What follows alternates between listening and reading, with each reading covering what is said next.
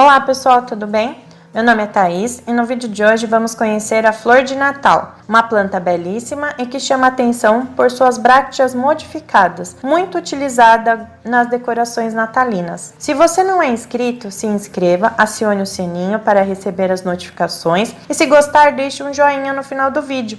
Também é importante que você assista até o final, pois é no fim do vídeo que eu falo sobre as originalidades das plantas, que também são informações interessantes. Vamos lá?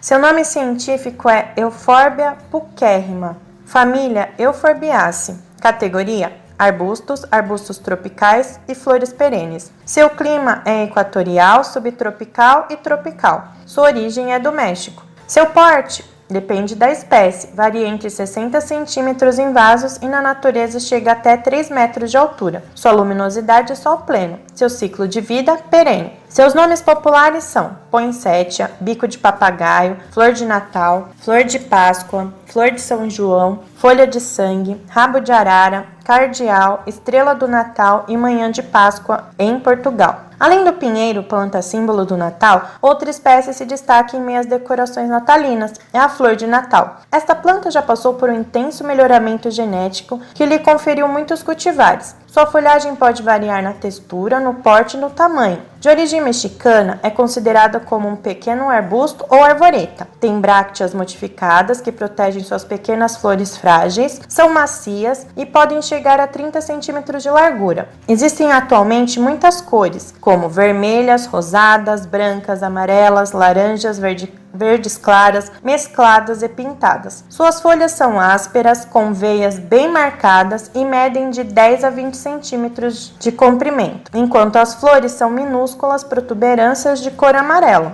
Embora sendo minúsculas, são valiosas para atrair borboletas e beija-flores. A floração ocorre no outono, por diminuição das horas de luz. Em cultivos comerciais, essa redução da luz é artificial, para que possamos apreciá-la no Natal e em outras épocas do ano. Cuidado! Esta planta é tóxica para humanos e animais, pois produz um látex que causa irritações e alergias. Cultive cuidados! Esta planta é fácil de cultivar, com bastante luz solar, substrato bem drenável e regas de acordo com sua necessidade. Como nativa do México, é uma planta de sol, devendo ficar diretamente exposta ao sol para crescer saudável e bonita. Não tolera correntes de ventos, o que pode ocasionar sua desidratação, e também não tolera geadas. Assim como todas as plantas, está suscetível ao ataque de pragas e deve ser feito o controle orgânico das mesmas. Suas raízes são frágeis e podem ser atacadas por fungos. Em poucos dias a podridão instala-se e as folhas ficam amarelas e caem. A forma de controlar a rega é o fator-chave para evitar os problemas da raiz. Nunca deixe água parada no vaso. Cuidados na primavera. Como é uma planta que geralmente a gente vê no Natal, a gente não pode se esquecer que ela precisa de cuidados ao longo do ano. Não é uma planta para ser descartada, então a gente tem que cuidar dela, mesmo que ela não floresça novamente no Natal. Mas eu vou dar uma dica de como fazer ela reflorescer nessa época. Em finais de abril ou no final da floração, devemos cortar os caules da flor de Natal, eliminando 1/3 da sua altura. Durante essa fase, é aconselhável borrifar água frequentemente, para assim diminuir a saída de seiva e para evitar que os ramos sequem. Quando começar a brotar, aproveite para transplantar para um vaso maior. Quando o risco de geada estiver passado, coloque a planta no exterior para que passe o verão tomando bastante luz. Coloque-a sempre no sol direto. Se não puder colocá-la no exterior, escolha um local com bastante luminosidade. Mas, se estiver a sol pleno, evite que ela fique seca durante muito tempo. Nos finais de julho e começo de agosto, poda-se mais uma vez, para assim estimular a sua floração e formação das brácteas modificadas. Como fazer para reflorescer sua flor de Natal na época natalina? Para reflorescer a tempo para o período de Natal, é necessário deixar ela na escuridão total diária. O que você vai fazer? Você vai colocar ela dentro de casa e ela tem que ficar no mínimo 14 horas consecutivas na escuridão total, todos os dias até aparecerem novamente as brácteas avermelhadas. Mas, lembre-se, durante o dia a planta deve receber o máximo de sol que ela puder. E durante a noite você coloca ela num cômodo, deixando ela bem escura, sem luz nenhuma, por mais de 14 horas. Assim, flor de Natal vai reflorescer novamente na época natalina para você utilizá-la em decorações ou para que ela floresça no seu jardim nessa época. Substrato. A sugestão de substrato fica aqui no card do vídeo, mas ele deve ter uma boa drenagem e ser fértil. As regas. Deve ser regada apenas quando o substrato estiver seco, pois ela não tolera encharcamento. Mas não deve ficar com o substrato muito tempo seco. Observe sempre sua planta, pois as regas variam de acordo com a sua região. Com a falta de água, a planta murcha e a recuperação dela é lenta. Também isso pode acarretar pragas e prejudicar o seu crescimento. Poda. A poda é aquela que eu já expliquei, estimular a sua folhagem assim que terminar a sua floração, mas também é necessário uma poda de limpeza, tirando as folhas murchas ou secas ao longo do ano. A sua adubação. Ela pode ser adubada com adubo orgânico a cada 3 meses ou adubação química, NPK 4148. Adubo orgânico ou químico, cuidado com a quantidade, sempre nas bordas do vaso. Sua reprodução pode ser feita facilmente através de estaquia dos seus galhos. O uso no paisagismo. É uma planta muito utilizada para fins decorativos, especialmente na época do Natal, devido às suas brácteas modificadas, e a cor mais utilizada é a vermelha. De utilização versátil, pode ser cultivado em vasos, como arbusto isolado no jardim ou em conjunto.